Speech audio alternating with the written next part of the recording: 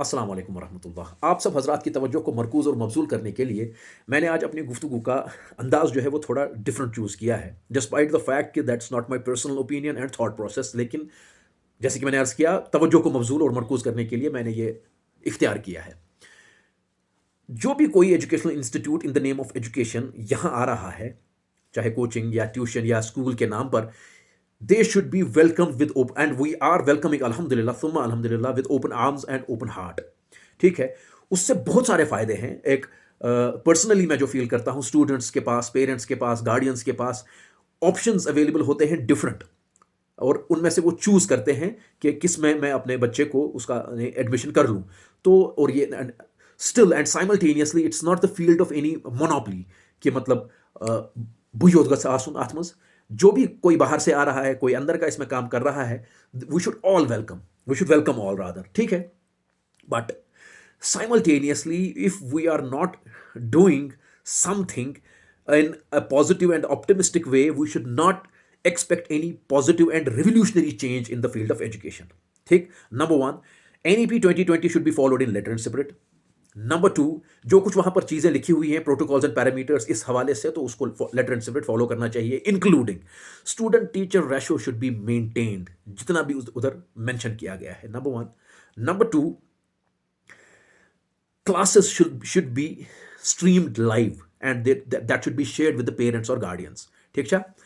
Unless and until वो नहीं होगा, तो इसमें भी कोई, मैंने जैसे अर्ज किया कि कोई पॉजिटिव एंड ऑप्टिमिस्टिक रिवोल्यूशन हमें एक्सपेक्ट नहीं करनी चाहिए।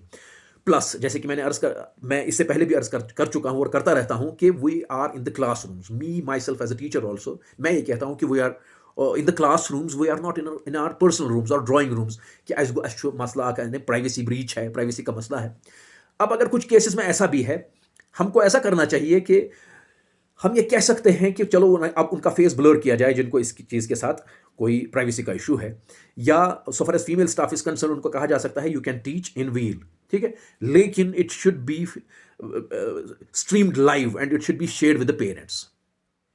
दूसरी बात जो मैं पर्टिकुलरली पेरेंट्स से अर्ज करना चाहता हूं, पर्टिकुलरली विद द पेरेंट्स, वो ये है कि जैसे कि मैंने पहले भी अर्ज किया, despite the fact that this is not my opinion and thought process, लेकिन उसके बावजूद मैं रिपीट करूंगा इस जुमले को, वो ये है कि अगर वाकई इंपार्टमेंट एंड इनकलकेशन ऑफ एजुकेशन है ये, तो किसी न किसी में ये समझा जा सकता है कि चलो कॉम्प्रोमाइज से अगर कोई चीज़ पर कोर, तो मगर एजुकेशन मिल रही है। लेकिन अगर कॉम्प्रोमाइज करने के बावजूद एजुकेशन नहीं मिल रही है, और आप इस पर माइन्यूटली और प्रिसाइसली और इंट्रिकेटली मॉनिटर नहीं कर रहे हैं कि आपके पास 7 क्लासेस शेयर हो रहे हैं लाइव और स्टूडेंट टीचर रेशो मेंटेन किया जा रहा है, तो मतलब मैं ये समझता हूं कि आपका जो कॉम्प्रोमाइज करना है वो भी ज़ाया है। तीसरी बात, जो कि स्टूडेंट की एज होती है अप टू क्लास 12th और एंट्रेंस, वो ऐसी एज होती है कि जिसमें वो चाहता है कि वो पढ़ाई से ज़्यादा कुछ और एक्स्ट्रा करिकुलर एक्टिविटीज़ करता रहे। ठीक है।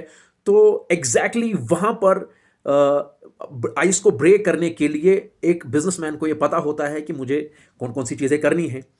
तो इस उम्र में पर्टिकुलरली उनके जो वालिदैन होते हैं या गार्डियंस होते हैं, एग्जैक्टली उनको ज़्यादा पता होता है कि इस बच्चे के लिए क्या सही है, क्या गलत है। जिस उसके उससे ज़्यादा इसको पता होता है, यानी एक बच्चे से ज़्यादा उनके वालिदैन या उनके गार्डियंस को पता होता है कि मेरे बच्चे के लिए क्या ज़्यादा दुरुस्त है।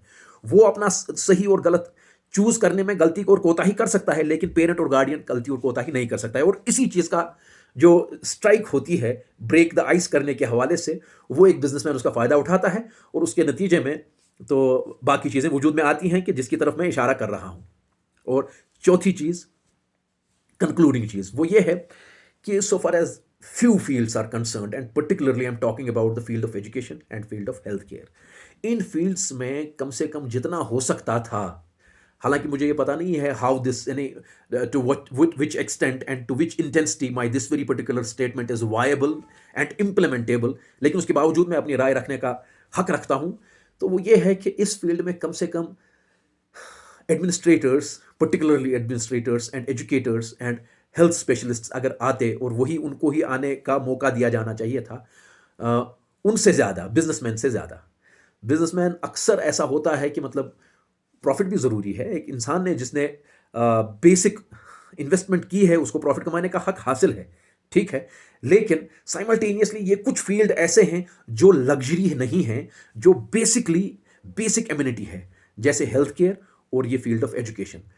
अल्लाह ताला हकीकी माने में समझने की तौफ़ीक अता फ़रमाए और हकीकी माने में हमें इस फ़ील्ड की कदर करने की तौफ़ीक अता फ़रमाए, और जो भी हज़रात इस फ़ील्ड के साथ रिलेटेड हैं, उनको उनसे बहुत अदब और बहुत एहतराम के साथ गुज़ारिश है कि इस अपने-अपने फ़ील्ड के साथ जस्टिफ़िकेशन करें और हक़ अदायगी करें। फ़ी अमानिल्लाह, अस्सलामु अलैकुम व रहमतुल्लाह।